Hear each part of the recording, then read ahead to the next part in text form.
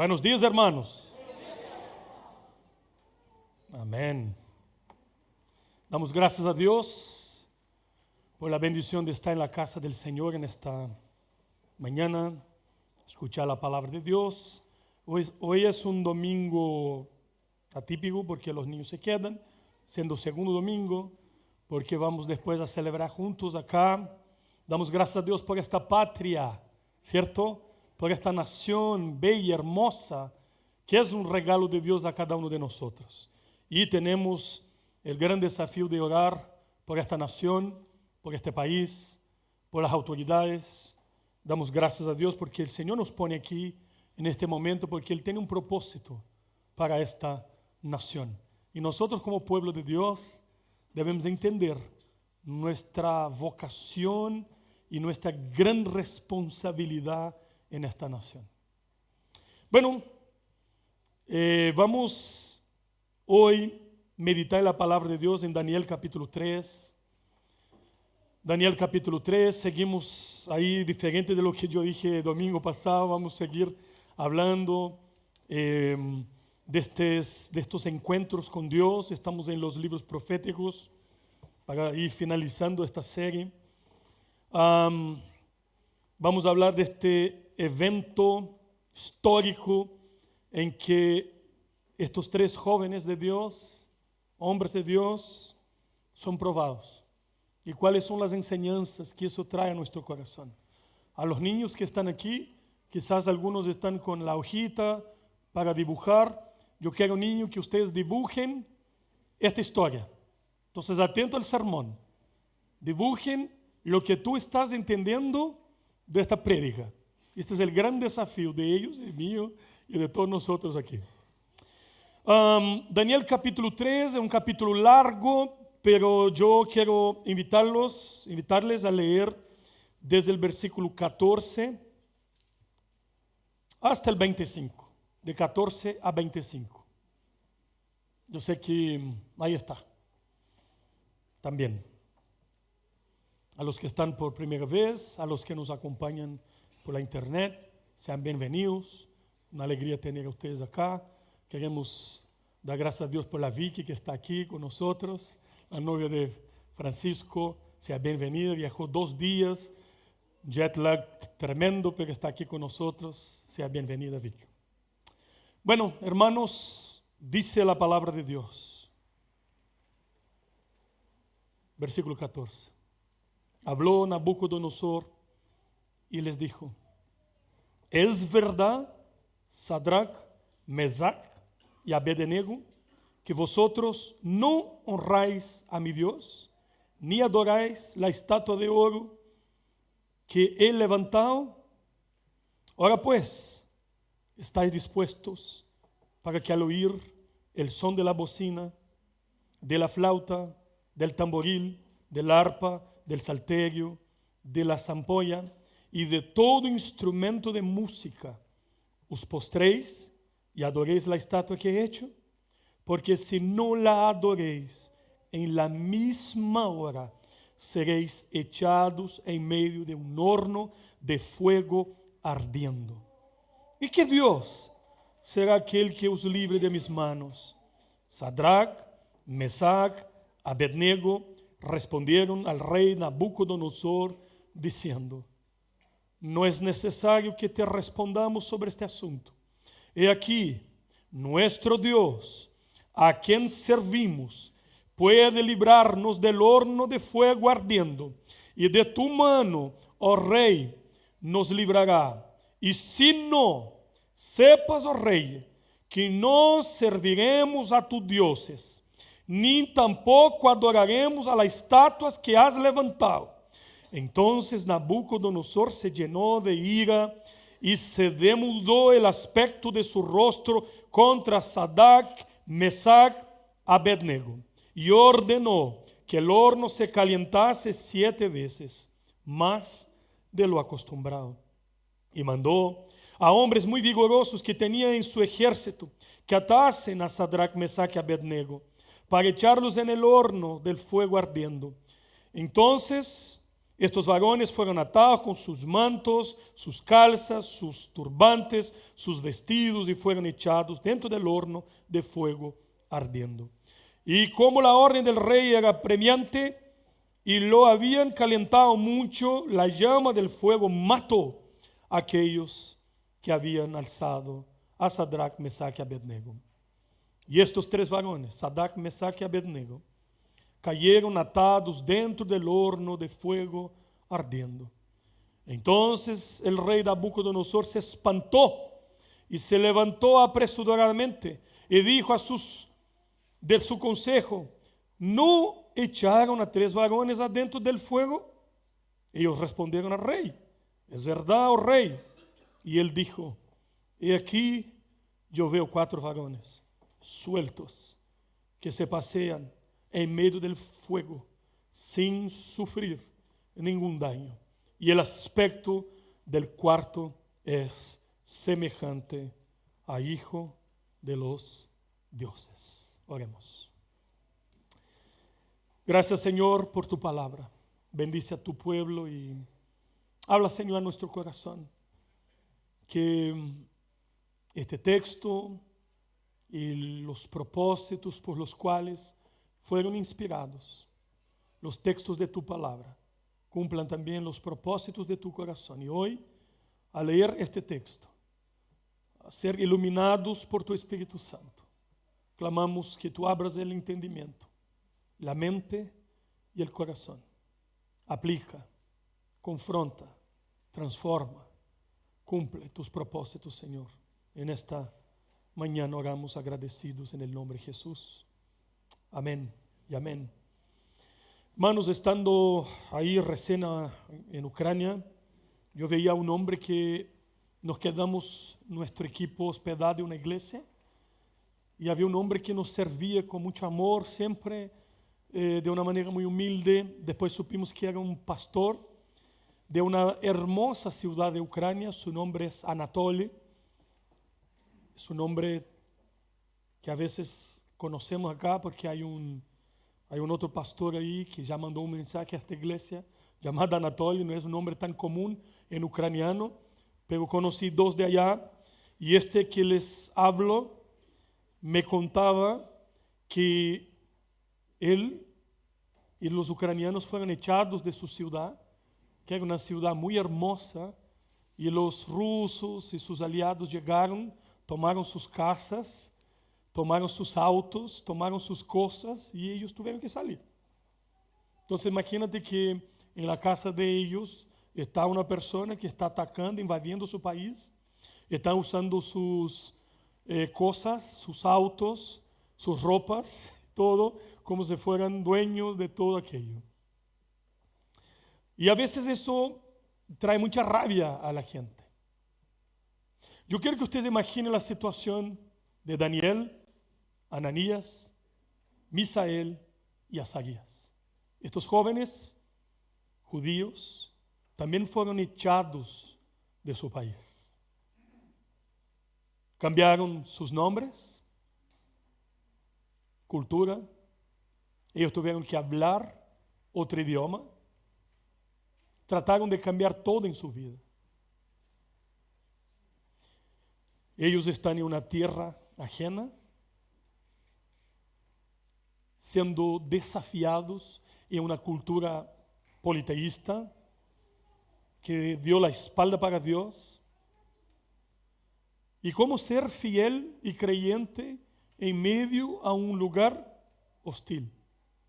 Cómo hacer diferencia en un mundo caído. Cómo dar un buen testimonio a pesar de la presión, a pesar de todo que avanza en contra a todo aquello que viene de Dios. Es un tremendo desafío. Fue para aquellos hombres y lo es para nosotros aquí hoy. Cómo ser creyente en medio a un tiempo escéptico, en medio a un tiempo secular, en medio a una generación que tiene sus propios ídolos y que se han alejado de Dios. El contexto de este capítulo 3, el libro de Daniel, profeta Daniel, también conocido como uno de los profetas mayores. Tenemos 5 profetas mayores dentro de este bloque de los profetas.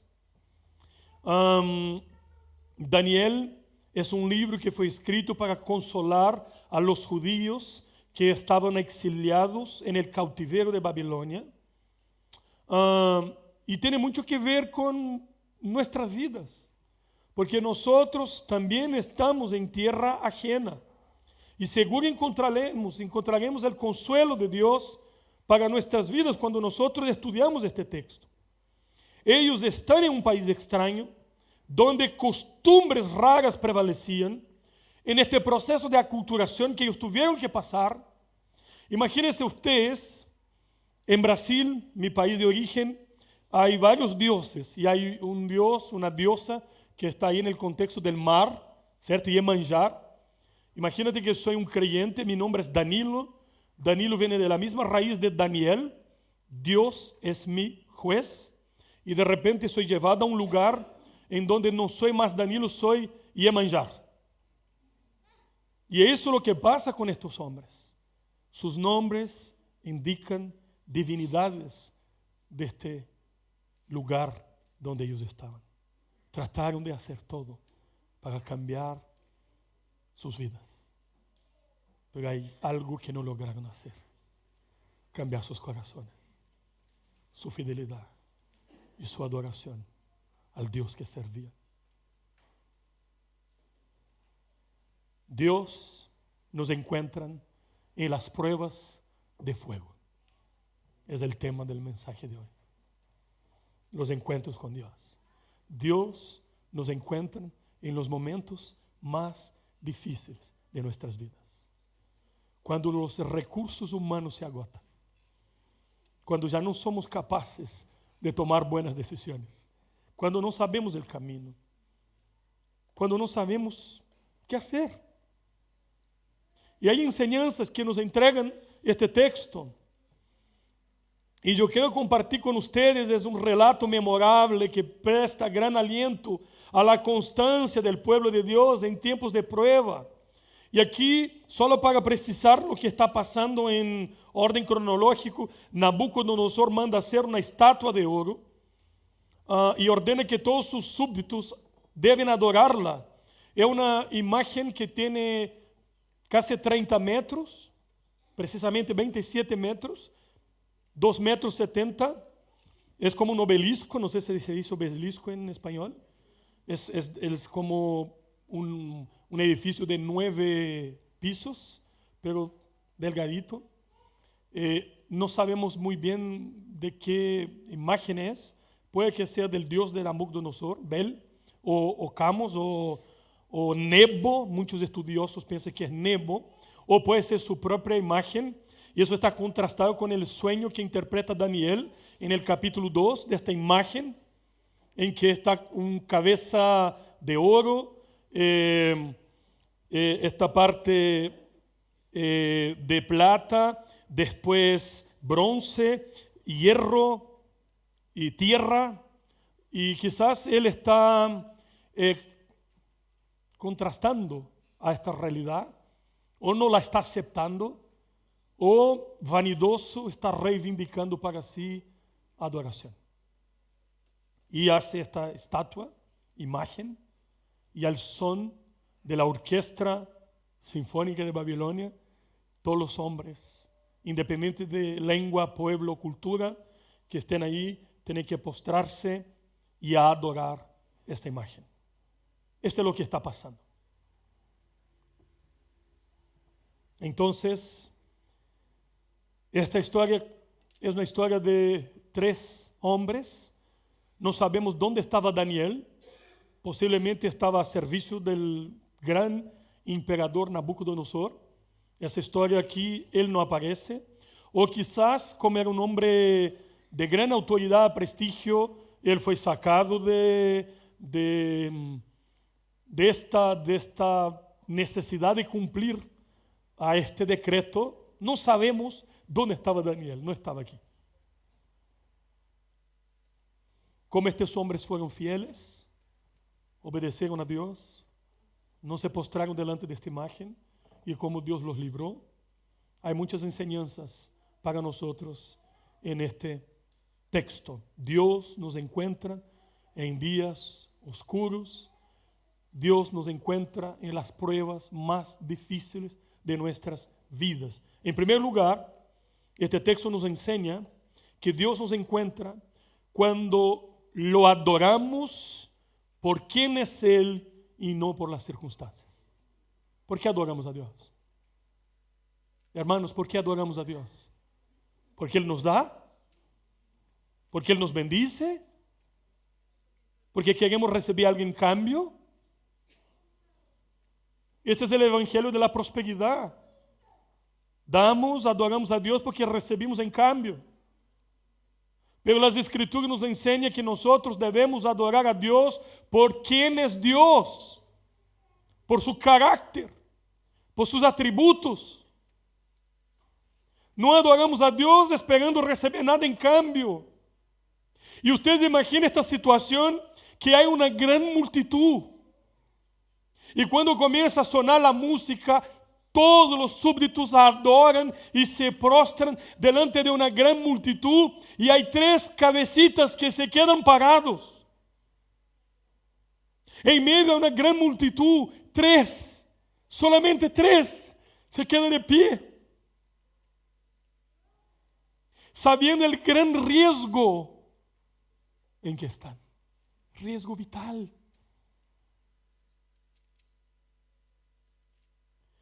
Este texto nos habla de que los siervos fieles hacen lo que hacen para la gloria de Dios y no importa que toda la multitud haga diferente y no importa adolescente, joven, niño, que tus amigos hacen lo mismo y tú tienes que hacer lo mismo. Importa agradar a Dios, como dijeron los apóstoles, antes importa obedecer a Dios que a los hombres. Pero papá, todos mis amigos hacen esto. No importa. Pero ¿qué van a pensar mis amigos? No importa lo que piensan tus amigos. Nuestra identidad no es definida por lo que las personas piensan, sino por quien somos en Dios y en Cristo. Ahí está nuestra identidad. Adoramos a Dios por quien es Él. Y está Ananías, Misael y Azarías. Todos estos hombres tienen nombres que exaltan a Dios y ahora son cambiados por nombres de ídolos. Pero sus corazones no fueron cambiados. Ellos están firmes. Nosotros no vamos a adorar a otros dioses porque nosotros sabemos en quién nosotros hemos creído. El objeto de nuestra fe es el gran Dios Yahvé. El creador de los cielos y de la tierra, el Elohim, el Adonai, el Shaddai. Nosotros no estamos dispuestos a adorar a cualquier otro que no sea el Señor. Y lo adoramos por quién es Él. Así de sencillo.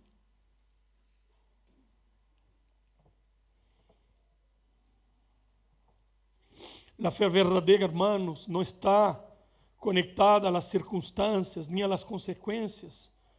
Está fundada sobre la inmutable fidelidad del Dios a quien adoramos.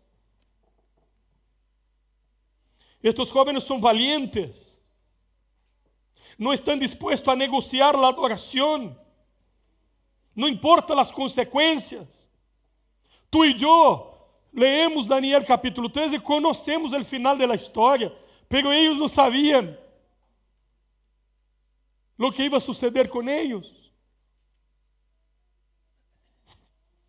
Termino de predicar domingo antepasado en Ucrania y se me acerca unas personas hablando ucraniano con un acento y yo me di cuenta, estos son hispánicos, eran mexicanos que estaban de misioneros en Ucrania, en el fronte, en los lugares más duros. Y su iglesia en México dijo, oye, guerra terrible, ustedes regresan para que ustedes sean preservados.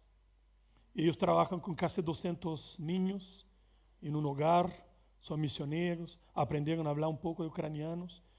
Y ellos me dijeron, con mucha emoción, decimos a nuestra iglesia, nosotros servimos a Dios en Ucrania en tiempos buenos y no vamos a salir en tiempos malos. Estamos aquí porque nuestro Dios, si Él quiere nos proteger y mantener nuestra vida aquí, Él lo hará. Pero no hemos recibido de Dios la orientación que debemos salir. Sí, servir a Dios muchas veces tiene que ver con valor, coraje. Pablo dice que los que quieren servir a Dios de manera piadosa padecerán persecución, van a ser perseguidos. ¿Y qué es lo que hace? ¿Qué es lo que mantienen personas dispuestas a ofrecer a sus propias vidas, a no ceder? ¿Qué es lo que está por detrás de eso? ¿Es un fanatismo? No. Es una convicción. Es una certeza. Estamos de paso en este mundo. Entonces Satanás dijo, antes, estos hombres, ellos se mantuvieron fieles. A ejemplo de Cristo, que fue llevado al desierto, tentado por Satanás. Adóreme y yo te voy a dar todo eso. Y Cristo dice en Mateo capítulo 4, versículo 10, en resumen, adoración solamente a Dios. Ananías, Misael y Azarías son fieles a Dios. Adoran a Dios por quien es Él. No importa la presión, no importa el mecanismo, no importa el sistema, no importa toda la presión social, no importa nada. No importa nada. Para nosotros importa lo que Dios piensa. Para nosotros importa lo que Dios quiere, lo que Dios exige a sus discípulos. Y esa fue la tesis de Satanás cuando está hablando con Dios acerca de Job. Por supuesto que Job es un hombre fiel a ti, porque él recibe de ti todas las bendiciones. Tiene todo. Imagínate si él no tuviera nada. ¿Te adoraría? El Señor dice, ok. Y ahí está el gran desafío que Job no tenía idea. Puede quitar todo, pero no su vida. Pierde sus hijos, sus bienes, todo. Todo. ¿Y sabe cómo reacciona Job? Te voy a leer. Entonces Job se levantó, rasgó su manto, rasuró su cabeza, se postró en tierra y adoró a Dios. Y dijo, desnudo salí del vientre de mi madre, desnudo volveré allá. Jehová dio, Jehová quitó. Sea el nombre de Jehová bendito. Así Job adoró a Dios. Adoramos a Dios, independiente de las circunstancias de la vida. Adoramos a Dios por quien es Él, en primer lugar. La segunda enseñanza que nos entrega este texto es que además de que Dios nos encuentra cuando adoramos a Él por quien es Él, Él está ahí y no por las circunstancias. Dios nos encuentra cuando nuestra fe exige fidelidad. Versículo 16 dice lo siguiente. Vamos a leer. Sadrach, Mesach, Abednego respondieron al rey Nabucodonosor diciendo, no es necesario que respondamos sobre este asunto. Mira, ustedes tienen una segunda oportunidad, porque me han dicho que ustedes son los únicos que no adoran mi estatua. Quiero saber si ustedes están dispuestos delante de mí a no adorar a esta imagen. Yo quiero saber quién es el Dios que os puede librar de mis manos. Ah, Nabucodonosor, no sabes con quién estás lidiando. Estás jugando con fuego. No tienes idea de quién es Dios. Así como tú y yo no tenemos idea de quién es Dios. no se puede separar, no se aparta fe de fidelidad. Si tenemos fe en Dios, somos fieles a Dios. Nuestra fe es probada muchas veces. Y para la Babilonia, para Nabucodonosor, para el mundo, para este mundo, para el mundanismo, está bien, tú puedes seguir adorando a Jehová, pero abre en tu corazón un espacito para adorar a otros dioses. Este es el mensaje. O sea, podemos adorar varios ídolos, no hay problema. Pon Jehová en tu corazón, está bien. No hay ningún problema en esto. Este es un contexto politeísta. Pero estos hombres conocen los 10 mandamientos. Conocen los 2 primeros mandamientos. Saben que Dios no comparte su gloria con nadie.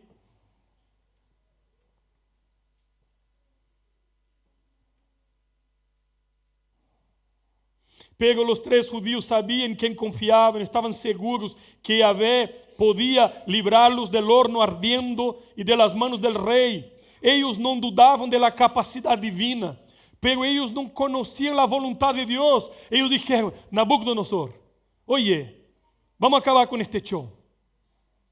Tú puedes hacer lo que quieres con nosotros. Nos puedes meter ya en el horno ardiendo, pero no dude del poder de nuestro Dios. Nuestro Dios, a quien servimos, si Él quiere, Él nos puede librar. Él tiene poder para eso. Pero si Él no quiere, vamos a morir. No nos importa.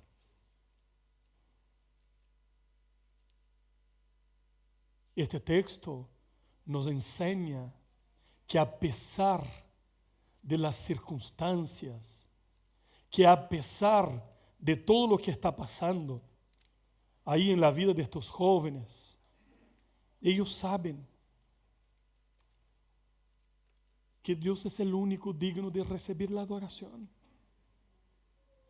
Ellos no están dispuestos a negociar sus principios de fe. No importa si tú eres un creyente camaleón, te vas a ser ascendido en el trabajo, o si mientes, o se trata bien aquí o allá, o si tú transas alguno de los principios, te va mejor en tu vida laboral. ¿Es así? No, no es así. Nuestra fe es probada.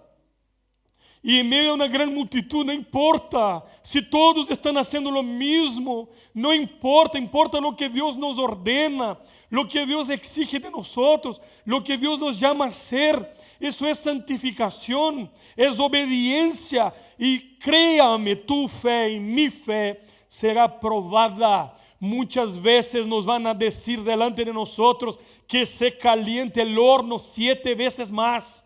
Porque hay momentos que somos echados al horno. Hay momentos que nuestra fe es probada. Hay momentos que vamos a la cueva. Hay momentos que vamos a los valles. Hay momentos que nuestra vida está en riesgo. Hay momentos que enfrentamos piores diagnósticos. Hay momentos que sentimos la soledad. Hay momentos de pruebas intensas en que nosotros llegamos al punto de desesperarnos por la propia vida, como dice Pablo. Yo quisiera decir: no, hermanos, la vida va a ser una tranquilidad. Pero no es así, no es verdadero. Cristo nos dice: va a ser duro, va a ser complicado.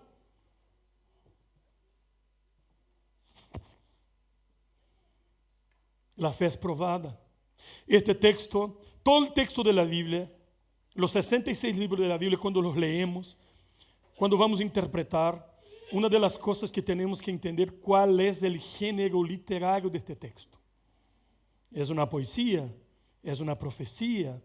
¿Es una narrativa? ¿Es ley? Este capítulo 3 de Daniel es un texto narrativo, no es un texto normativo. No significa que todas las veces que somos fieles a Dios, que Dios nos va a librar de la muerte. Y estos hombres sabían: Nabucodonosor, usted puede hacer lo que quiere con nosotros, pero nosotros no vamos a adorar esta imagen. Y si el Dios a quien servimos quiere, Él nos puede salvar. Si no, vamos a morir porque no sabemos cuál es su voluntad. Esta es una afrenta a la teología de la prosperidad. No recibimos nada en cambio.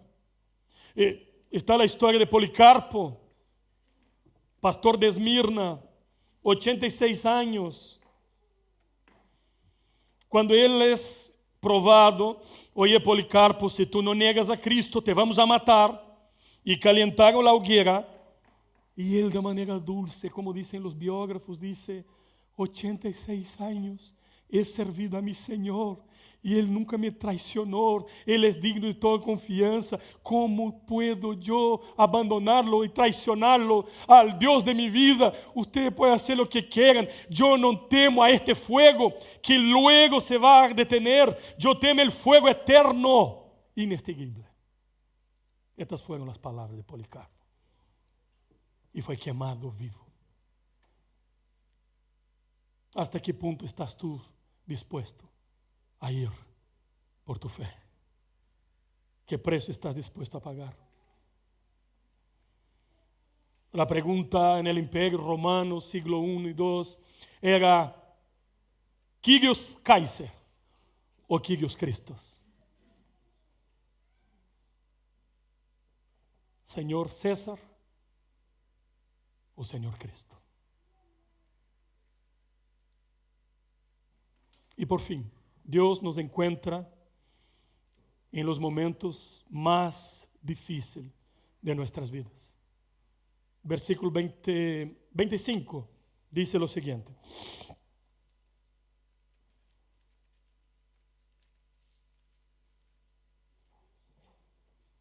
Nabucodonosor manda echar los 3 jóvenes en la hoguera, en el horno ardiendo.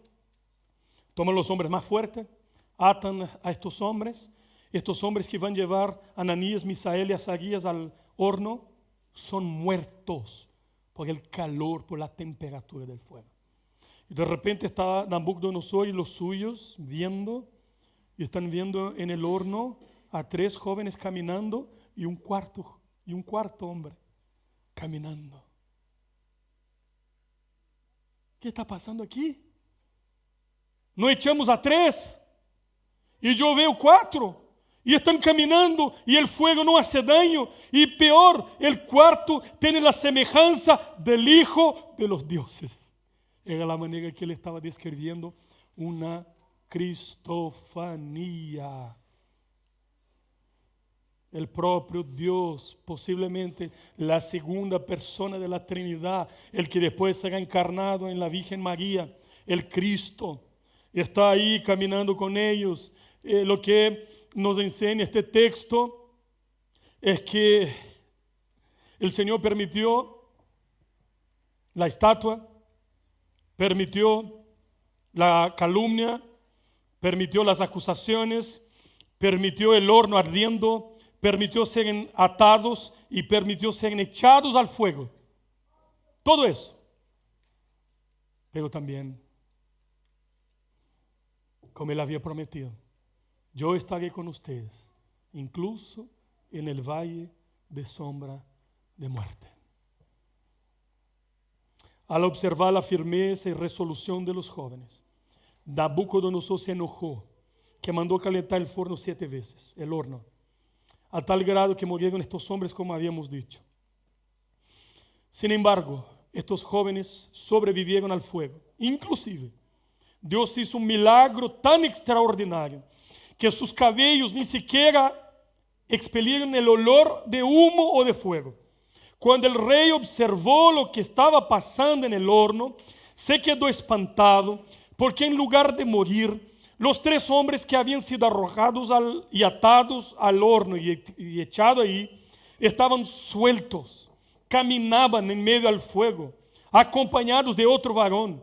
Y este último varón tenía la apariencia no de hombre, sino de Dios. La pregunta era, ¿no hay Dios que pueda librar ustedes de mis manos?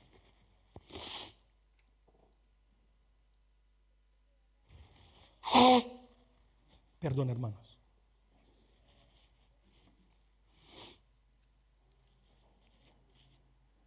Spurgeon dijo: nuestro deber es practicar lo que es correcto.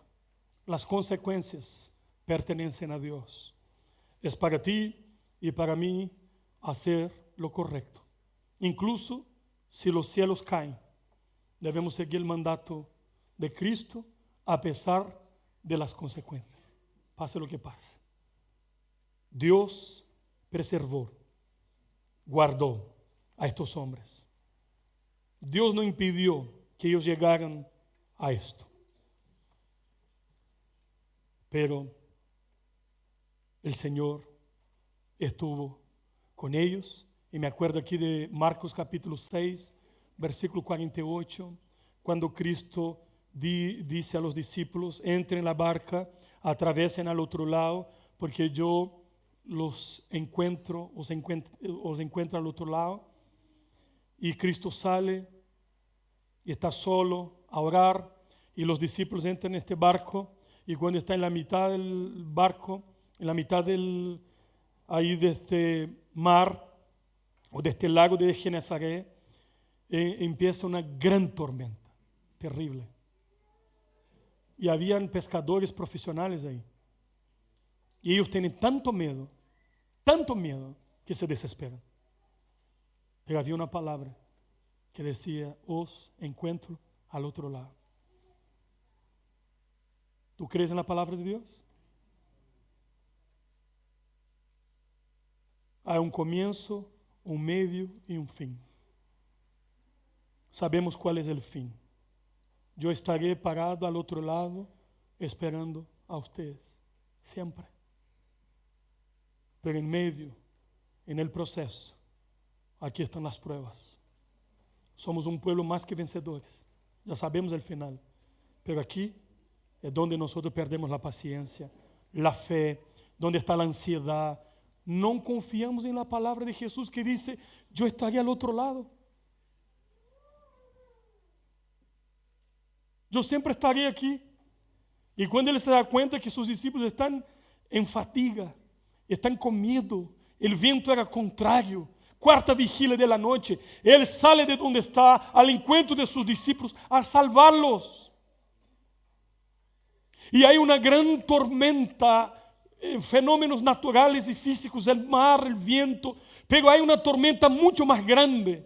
El corazón de los discípulos tiene tanto miedo, no logra confiar en la promesa. Y el Señor, antes de calmar la tormenta natural, la tempestad, Él calma la tempestad más tremenda del corazón.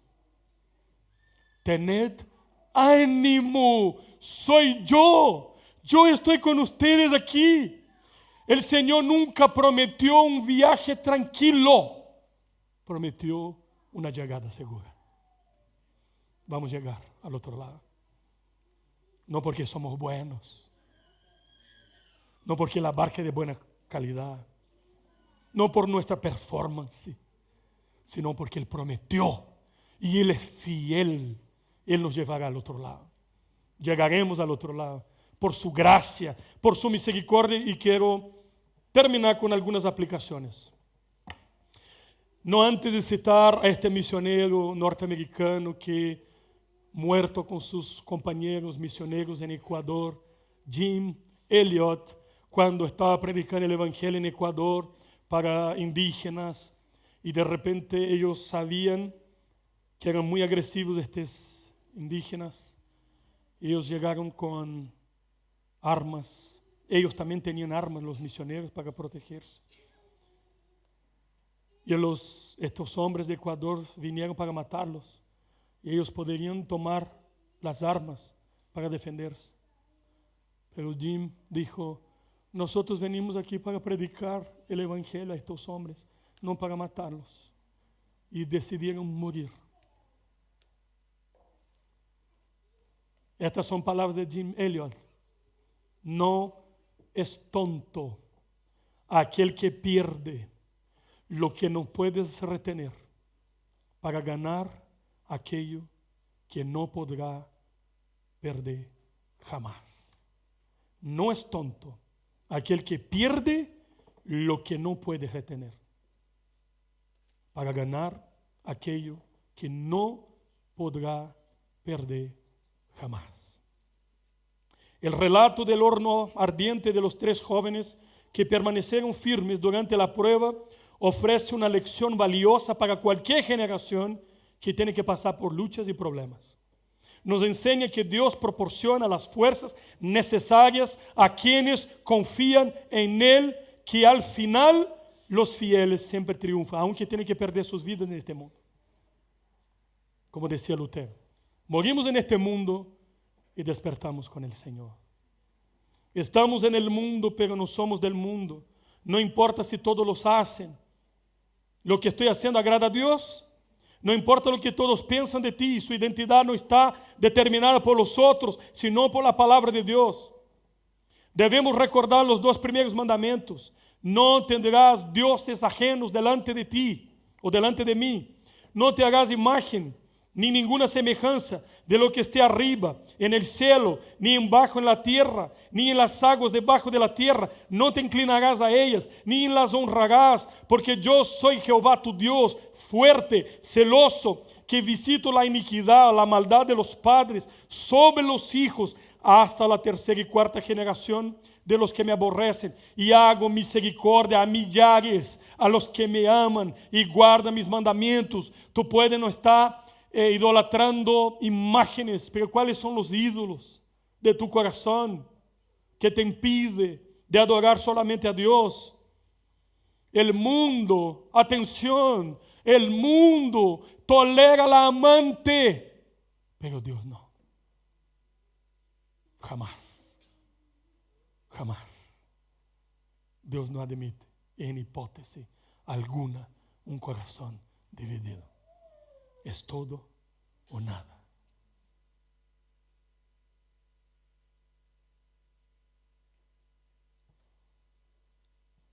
Somos llamados a influir y a no ser influenciados. Si yo termino aquí, este sermón es un sermón legalista, que habla de jóvenes fieles. Somos fieles como Ananías, Misael y Azarías, a lo mejor no. Pero el protagonista de esta historia no es Ananías, Misael y Azarías. Es el 4º hombre que camina en el horno. Es Jesucristo, el Señor, el poderoso Dios, el que está siempre presente, el que nunca nos abandona, el fiel que cumple su palabra, hermano. Tú puedes estar en el horno, en la cueva, en los momentos difíciles, en el pabellón del hospital, de la clínica. Tú puedes estar delante de sumas que tú no logras resolver los problemas financieros. Tú puedes estar enfrentando crisis de identidad. Tú puedes estar cuestionando tu propia vida. Tú puedes recibir bullying, asedio. Tú puedes escuchar de todos que tú eres un donadie y que tu fe no te lleva a ningún lado y que servir a Dios de nada sirve. ¿Por qué Dios permite estas cosas? Tú puedes estar enfrentando presiones en tu fe. Tú puedes estar inclinando delante de la imagen de Nabucodonosor. Arrepiéntete. Esta es la historia, no de hombres fieles, sino de un Dios fiel, de un Cristo fiel, de uno que estará contigo hasta en el horno, en el valle de sombra, del que jamás te abandonará. Tus mejores amigos no son capaces de caminar contigo en estos lugares, pero el guardia de Israel no duerme ni dormita. Es como sombra durante el día, como sol durante el día, como la luna durante la noche. Él es el amigo fiel, es el que nunca nos abandona, el que siempre estará caminando al lado nuestro. Tú no estás solo, porque Él está contigo. Oremos.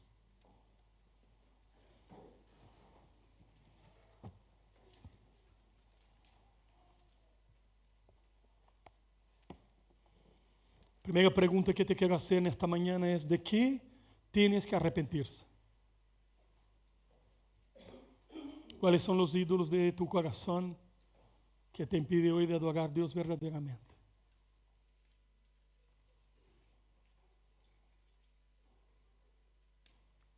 ¿Cómo está tu relación con Jesucristo? Hermano, hermana, a veces el horno se calienta 7 veces. La prueba es dura. Durísima. Quizás tú estés hoy viviendo la prueba más dura de tu fe. Las pruebas también son oportunidades de conocer al Dios que servimos. La única opción, la única manera de salir de la prueba es confiar en aquel que tiene todo poder. Él te puede sacar de ahí. Tú no puedes. Tú no eres capaz. Pero Él sí. Vamos a orar. Hoy tenemos hermanos luchando por temas de salud en nuestro medio. Hermanos que se están recuperando de intervenciones, otros que van a hacer. Somos una familia. Cuando uno sufre, sufrimos todos.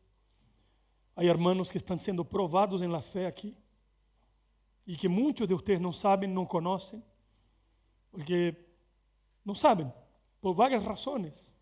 Pero nosotros como líderes, pastor, sabemos. El horno ardiendo para muchos. Para muchos. Yo quiero invitar a la iglesia hoy a ser iglesia, a orar. Juntos. Vamos a orar. Vamos a clamar. Queremos orar por estos hermanos que están en medio de las pruebas duras de la fe. Y yo quiero pedir a estos hermanos que se pongan de pie. Queremos orar por ti. Queremos interceder por tu vida. Amén. Amén. Amén. Amén. Vamos a orar por estos queridos hermanos. Amén. Amén. Yo quiero invitarte a orar, a interceder por estos hermanos hoy. Dios sabe, Dios conoce sus luchas y sus corazones. Padre, tú eres la provisión, la orientación, todo lo que necesitamos. Hoy, Señor, queremos rendir nuestras vidas a ti. Reconocer que solo tú eres digno de adoración. Y gracias, Señor, porque no nos dejas jamás. Estás siempre presente. Hoy te presento a estos hermanos delante de ti. Tú conoces sus luchas tremendas, profundas. Seas tú con ellos, Dios. Los recursos humanos muchas veces se agotan. Y muchas veces los hermanos también se agotan, emocional, física e incluso espiritualmente. Señor, pero seas tú hoy la fuente renovadora de la fe y de la fuerza. Señor, tú eres aquel que camina en el horno ardiendo cuando no hay ninguna otra posibilidad. Tú eres aquel que hace los milagros, que no permite que el fuego nos dañe. Como dice tu palabra en Hebreos capítulo 11, hay hombres que fueron echados al horno y que el fuego no les hizo ningún daño. Por causa de tu fidelidad, Señor. Bendice a tu amada iglesia hoy, bendice a estos hermanos, Padre, que están en luchas, que están siendo probados, que muchas veces no logran ver la salida. Señor, renueva las fuerzas, Señor, renueva la esperanza en ti. Señor, abre puertas. Señor, cierra las puertas que deben ser cerradas. Haz los milagros, Señor. Señor, dependemos solamente de ti. No podemos. Reconocemos nuestra incapacidad, nuestra incompetencia. Pero Dios, tú puedes todo. Sea Dios la luz en las tinieblas. Sea Dios la presencia en la soledad. Sea Dios la fuerza en la debilidad. Seas Dios el cuarto en el horno ardiente, Señor, te pedimos. y oramos agradecidos en el nombre de Jesús. Amén. Y amén. Ponte de pie, hermano. Vamos a alabar a Dios. Vamos a cantar. Última alabanza.